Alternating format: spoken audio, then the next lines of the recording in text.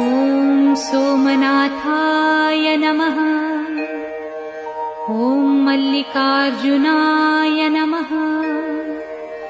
ॐ महाकालेश्वराय नमः। ॐ ओंकारेश्वराय नमः। ॐ वैद्यनाथाय नमः।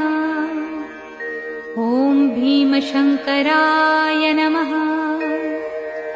ॐ रामेश्वराय नमः।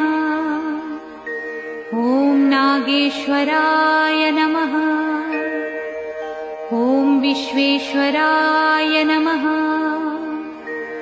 ॐ त्र्यंबकेश्वराय नमः। ॐ केदारेश्वराय नमः। ॐ भुस्मेश्वराय नमः।